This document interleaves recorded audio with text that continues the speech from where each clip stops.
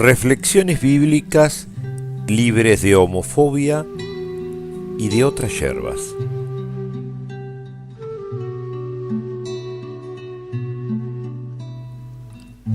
Hoy,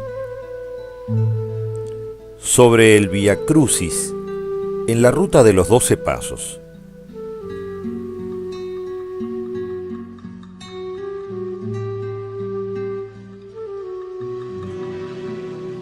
Jesús, Jesús, Jesús,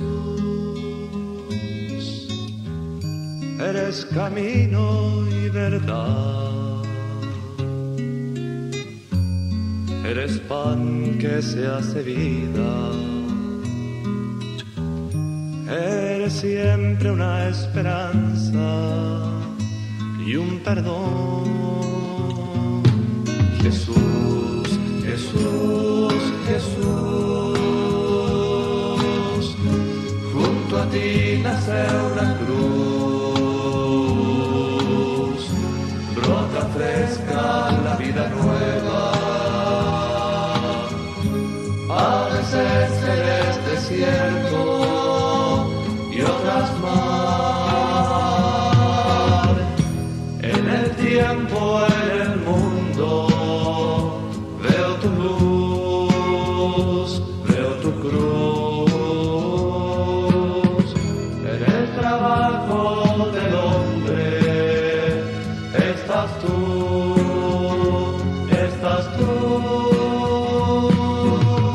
en ese ser que palpita, en la ciudad que me grita,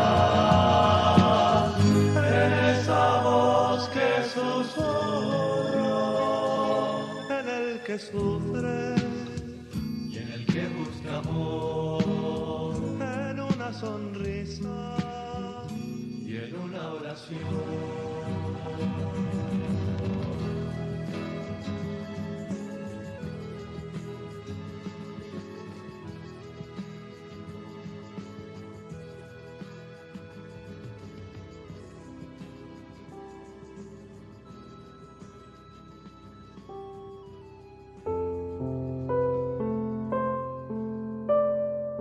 Primera estación. Jesús es condenado a muerte.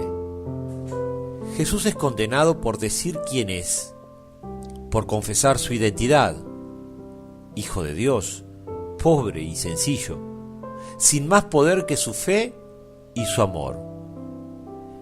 Este mundo lo condena por su diferencia, por no cubrir las expectativas mesiánicas triunfalistas de su pueblo. El único camino que le queda es aceptarse y aceptar que su triunfo se encuentra en no ceder ante la tentación de ser y actuar como quien no es. Aceptar para poder vivir fiel a su identidad y a la coherencia con sus convicciones. Tiene que entregarse. Y hacerlo implica aceptar su impotencia ante la inevitable muerte de cruz. Igual nosotros, enfrentados a nuestra enfermedad de la adicción o de la codependencia, finalmente llega ese momento en que no podemos sostener más la mentira que nos pretende gobernar. Ya no podemos con ella. Nuestras vidas, nuestras familias, nuestras decisiones se ven condenadas permanentemente al fracaso.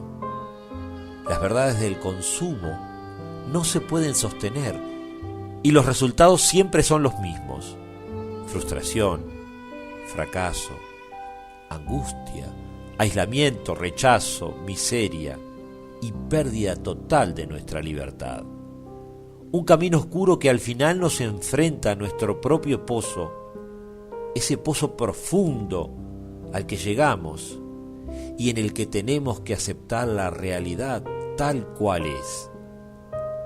Hacerlo nos abre un camino hacia la muerte de las viejas actitudes de nuestras vidas. Pero solo lo podemos lograr si nuestra mirada nos permite ver más allá de lo conocido, más allá del fracaso más allá de la misma enfermedad. Es cuando nos declaramos impotentes y nace una esperanza, se enciende una tenue luz. Lo aprendemos en el primer paso. Admitimos que éramos impotentes ante nuestra adicción, que nuestra vida se había vuelto ingobernable. Segunda estación. Jesús carga con la cruz. Jesús sabe que nada de lo que se le acusa es verdad. Sabe que esa locura es fruto de otros intereses, y la impotencia ante tanta adversidad, ante tanta injusticia, ante tanta burla y rechazo, lo mantiene en un profundo silencio. Su fe es más fuerte que ese gran dolor y confusión. Su fe le permite creer que un poder superior a toda esa locura le puede devolver el sano juicio. Ese sano juicio para él y también para el mismo pueblo que tanto ama y por el cual se está entregando. Ese pueblo que ha perdido el juicio y ha perdido el amor. Como nosotros hemos perdido los valores, violentado a los que más amamos, los hemos robado, insultado y hemos llegado hasta golpearlos. Con nuestras acciones nos burlamos de todo lo bueno que hemos recibido de nuestros seres queridos. Hemos despreciado el don de la vida y lo hemos destrozado, pisoteado, mancillado en una pérdida total del sano juicio. Con Jesús, más allá del estado de confusión y locura en que nuestra vida se ha envuelto, podemos llegar a creer que un poder superior a nosotros mismos ha de devolvernos lo que hemos perdido en la locura del consumo de las drogas o de las relaciones codependientes. Y podemos tomar nuestra cruz y caminar con ella aceptando nuestra realidad y admitiendo que necesitamos aprender otro camino, otra forma de ver y de hacer las cosas. Es el segundo paso. Llegamos a creer que un poder superior a nosotros mismos podía devolvernos el sano juicio. Tercera estación. Jesús cae por primera vez. Jesús carga el peso de su cruz, el peso de su condena, el peso de su dolor y decepción. Carga el peso de un madero donde habrá de ser crucificado por el pecado de los demás. Es una carga dura de llevar, que no puede soportar y cae en medio del camino. Pero a su paso están los guardias, que le golpean y le impiden quedarse tirado mucho tiempo allí. Y se levanta y continúa. Asumir nuestra cruz implica cargar su peso, que es nuestro propio peso, el peso de lo que somos, de lo que hemos hecho, de lo que hemos dicho. Es el cansancio, la fatiga, la pereza que muchas veces nos fisura y nos hace caer. Pero algo de afuera nos empuja a levantarnos y seguir andando, a tomar nuestra cruz y cumplir nuestro propósito. Finalmente lo hacemos. Nos levantamos y hacemos caso de la disciplina que nos presiona a seguir nuestro camino. Es el tercer paso. Decidimos poner nuestra voluntad y nuestra vida al cuidado de Dios, tal como lo concebimos. Cuarta estación. Jesús se encuentra con su madre. En el camino de la cruz, en un momento Jesús se encuentra con su madre. La mirada compasiva de la Virgen lo calma y lo entristece a la vez. Siente el dolor de esa madre que sabe de lo injusto de su cruz, pero pese a todo no lo abandona y se mantiene firme a su lado dándole su amor. Nuestras madres sufren igual por nuestra enfermedad y son testigos de nuestros actos, de lo injusto de nuestras decisiones erradas, de nuestra pérdida de valores. Sufren sin dejar de caminar a nuestro lado. Algunas de ellas aprenden a amarnos con la sanidad de los límites, asumiendo su propia impotencia ante nuestras decisiones. Pero no nos abandonan, simplemente se cuidan de los efectos de nuestra enfermedad. En el camino de nuestra recuperación necesitamos hacer un alto para encontrar la mirada de nuestra madre y confiarnos a su amor incondicional, dejarnos acariciar por la ternura y la suavidad de su mirada, para sentir que no estamos solos, para renovarnos en el compromiso de nuestro camino de liberación. Por eso, decidimos hacer memoria de nuestra historia, para encontrar en ella el origen de nuestro dolor, fundamento de la enfermedad que nos gobierna. Es un camino de luz y de verdad, un camino que exige matar definitivamente todo lo que no nos ayuda a ser plenamente las personas que somos.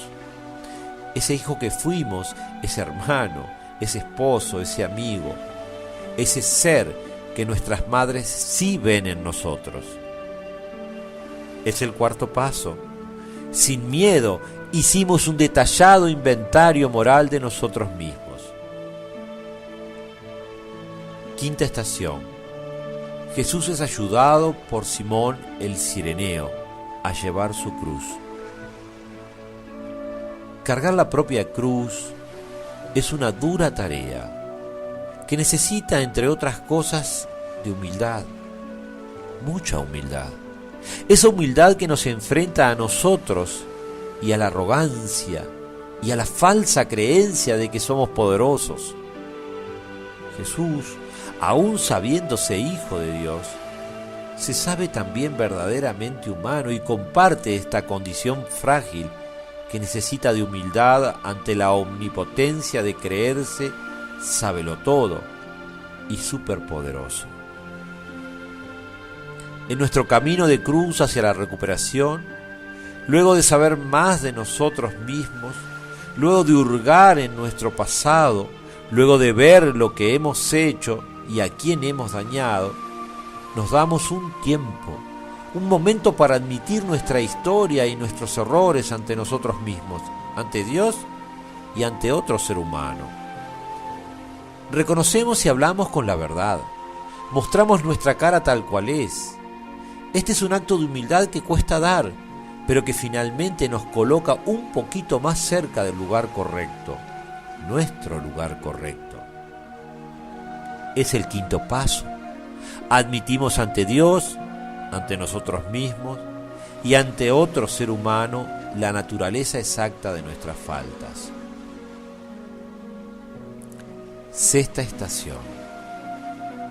La Verónica limpia el sudor del rostro de Jesús. Cuenta la tradición que en el camino de Jesús hacia el Gólgota, una mujer se le acercó y secó el sudor de su rostro con un paño. El rostro de Jesús quedó impreso en aquel paño. Vivir de cara es un aprendizaje que vamos haciendo cada día que logramos mantenernos limpios. Cada momento en que podemos entregar un defecto de carácter a Dios para que nos lo quite y nos permita sustituirlo por un valor perdido y recuperado para vivir mejor.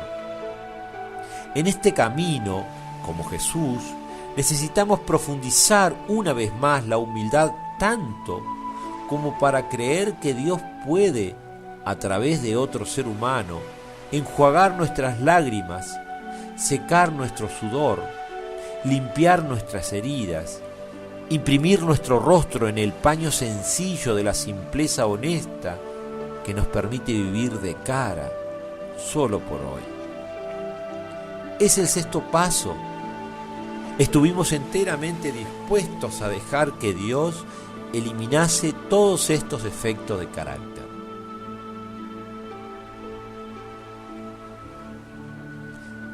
Séptima estación. Jesús cae por segunda vez. Una vez más, como ser humano debe admitir ante sí mismo que no puede solo, que su poder no está en la fortaleza que lo hace un ser duro y resistente, contestatario, sino por el contrario, su fortaleza está en su fragilidad, en la humildad de reconocerse pequeño, necesitado plena y absolutamente del auxilio de su Padre Dios. Nuestra tentación mayor en el camino de la recuperación es precisamente esa: creernos que podemos solos. Esa falsedad que nos hace sentir que alcanza con nuestro pensamiento positivo, con nuestra conciencia, con lo que hemos aprendido de la enfermedad para poder dominarla.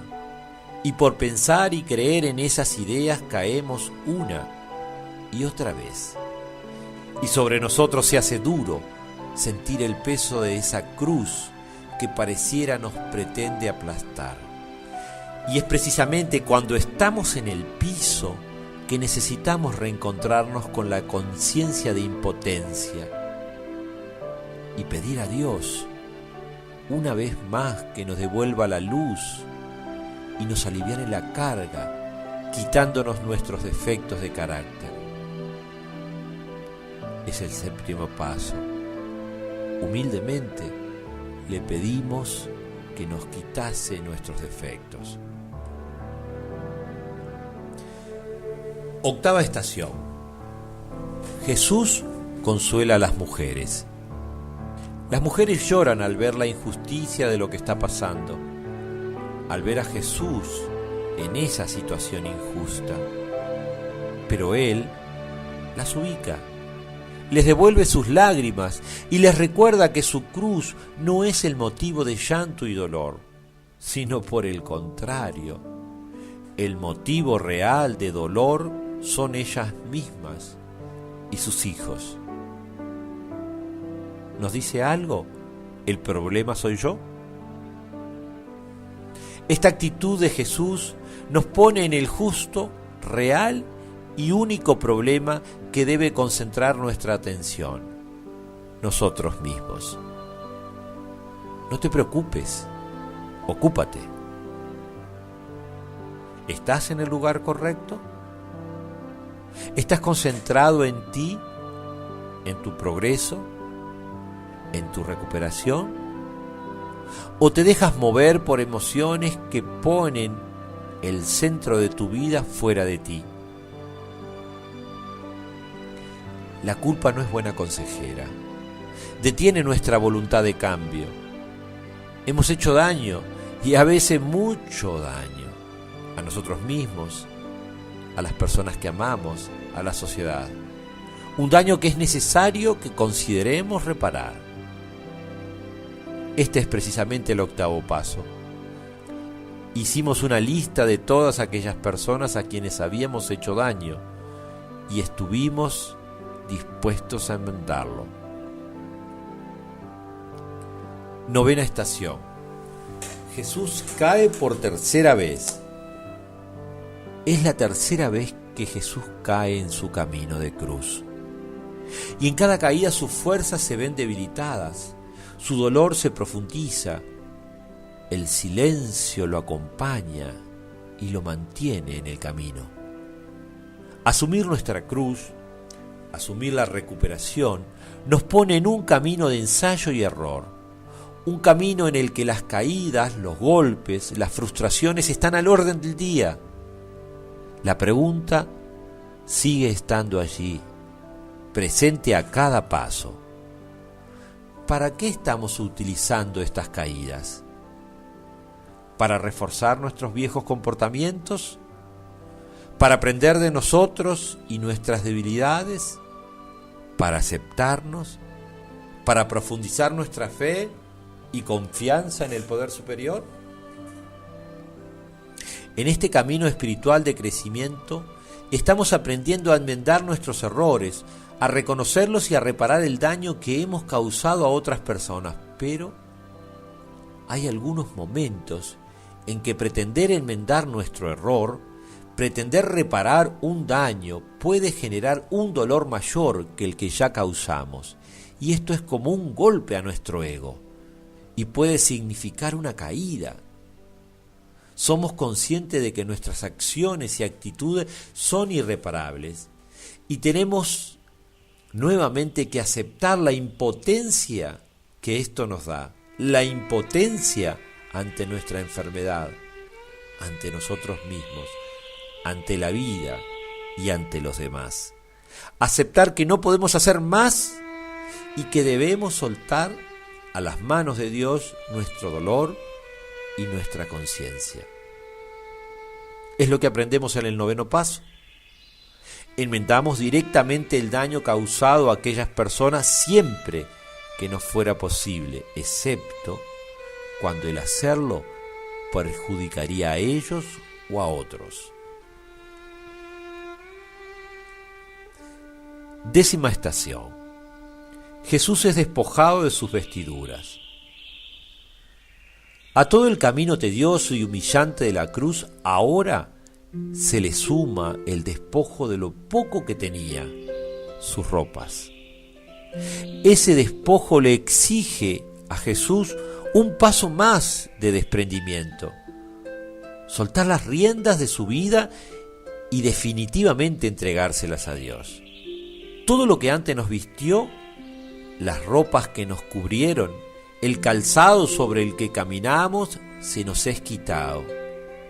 Y nos cuesta soltar nuestras pertenencias físicas y emocionales, porque ya no son solo nuestros ropajes, sino que son nuestras viejas actitudes, nuestras posturas, nuestra forma de hablar, de dirigirnos a los demás, incluso las viejas relaciones asociadas a la muerte del consumo. Y esto nos provoca dolor, vergüenza, desnudez. Y aprendemos rápidamente que el cambio de actitud es permanente y cada vez que somos conscientes de pensamientos, ideas, comportamientos, actitudes que no nos sirven a nuestra recuperación, lo admitimos y lo cambiamos, como aprendemos de los pasos en este camino. 10º paso. Continuamos haciendo nuestro inventario personal y cuando nos equivocábamos lo admitíamos rápidamente. 11ª estación. Jesús es crucificado. La pasión de Jesús llega al momento más cruel y doloroso, el momento en que es clavado de una cruz y alzado para morir en ella. Hasta este momento Jesús había mantenido un cauto silencio, que solo se había roto para aconsejar a las mujeres que se le acercaron en el camino. Pero ahora sus palabras son de oración y de perdón.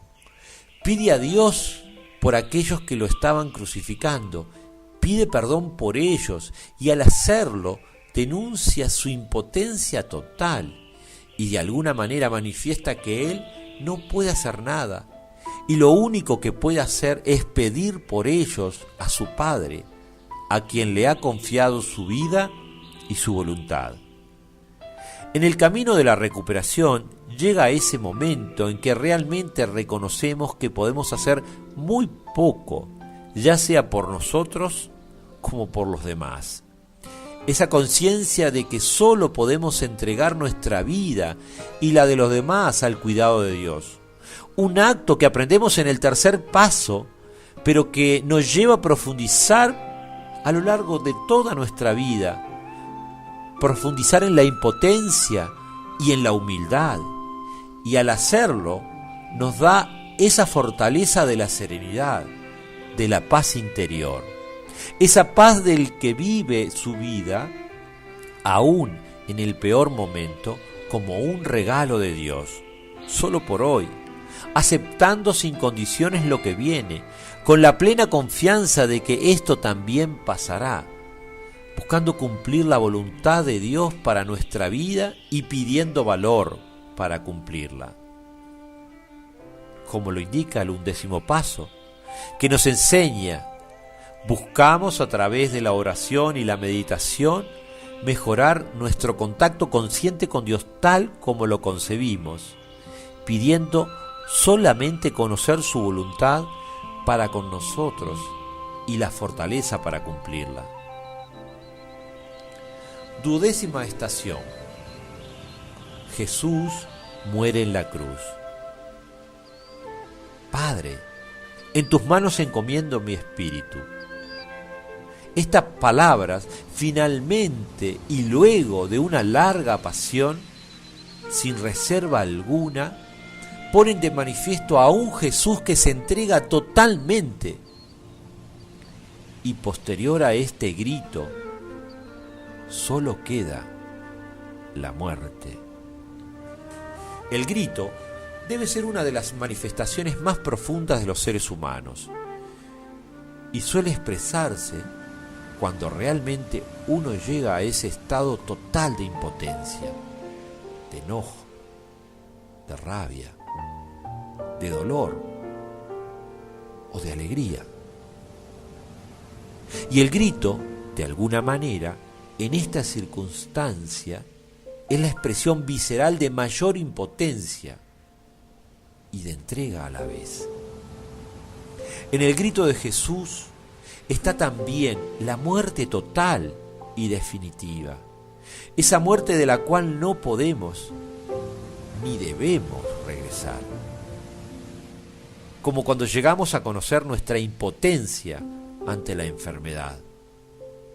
Si hemos realizado correctamente los pasos, terminamos en la aceptación total. Y aceptar total y definitivamente nuestra condición, la condición de otros en esta misma enfermedad, la voluntad de Dios nos deja sin reserva alguna del pasado.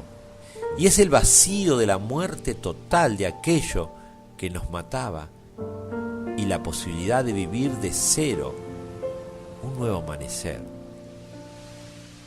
Es la aceptación del silencio interior que ha dicho todo lo no dicho y que acepta la serenidad de la entrega total al cuidado de Dios, en la confianza de que no se necesita más que ello para seguir viviendo, y por eso es muerte. Una muerte a cualquier posibilidad de vida de todo lo anterior. 13ª estación. Jesús es bajado de la cruz.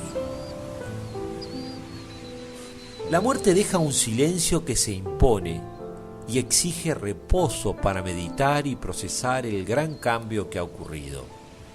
El vacío de la muerte es muy similar al vacío que sentimos cuando despertamos de la enfermedad y descubrimos la muerte de la que hemos sido presa. Es un tiempo extraño, con emociones encontradas que necesitamos procesar, y para ello es necesario el reposo de lo nuevo, el descanso, la quietud.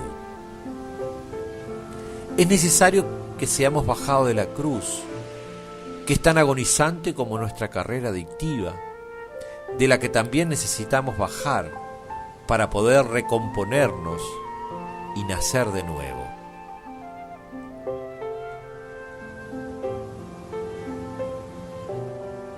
Decimocuarta estación.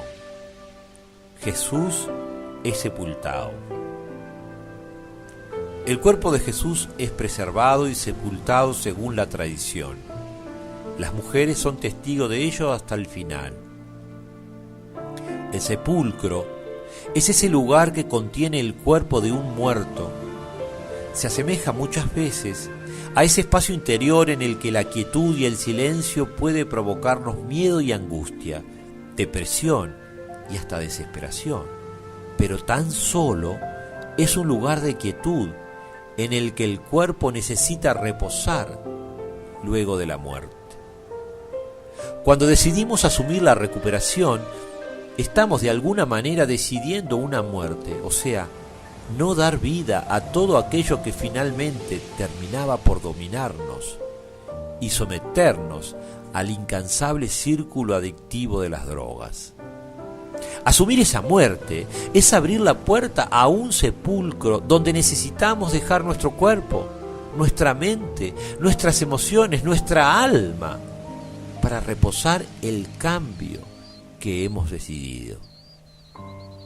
El tiempo de sepulcro es un tiempo en el que aprendemos a morir, a entregarnos, a soltar las riendas y entregárselas finalmente a Dios. Un tiempo para dejar que todo lo nuevo suceda sin que podamos frenar ese proceso.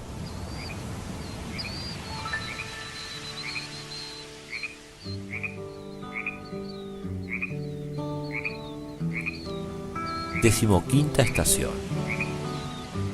Jesús resucita de entre los muertos. Al tercer día, las mujeres van al sepulcro para continuar con los rituales practicados a los muertos, pero son sorprendidas por el vacío del sepulcro. El cuerpo de Jesús no estaba allí.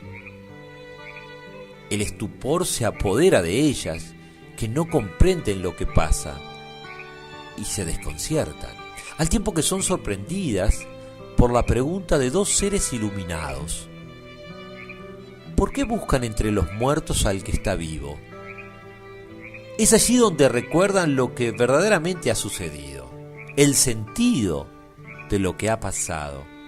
Recuerdan las palabras de Jesús, recuerdan la esperanza que les había despertado cuando Él estaba entre ellas, y sienten un nuevo vigor, un despertar que les quita del sitio físico, espiritual y anímico del sepulcro y las enfrenta a la pregunta que las desafía a dar un paso más, un paso a favor de la vida.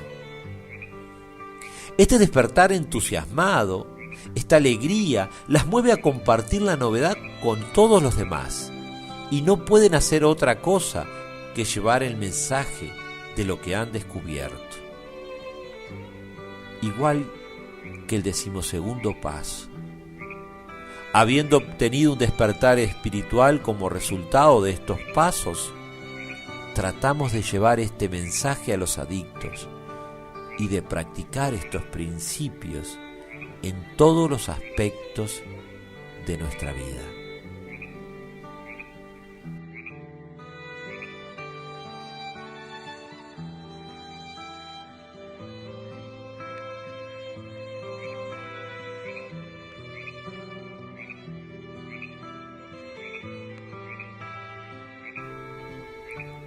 Después de este largo caminar, seguramente haya quedado en ti un sabor a tedio y cansancio.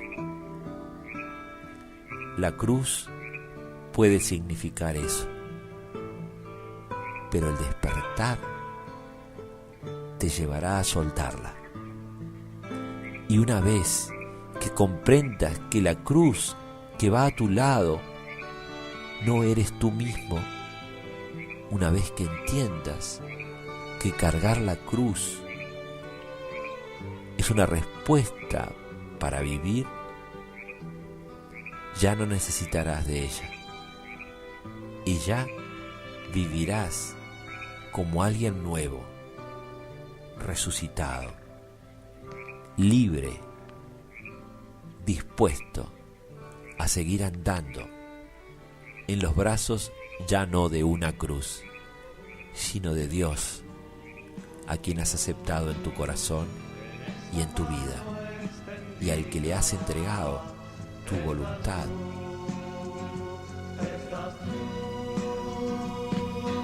Vive en esta resurrección.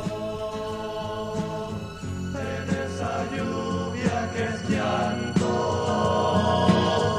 en mi país lastimado, en mi guitarra y en mis ganas de amar, en toda esta tierra y está llena de ti.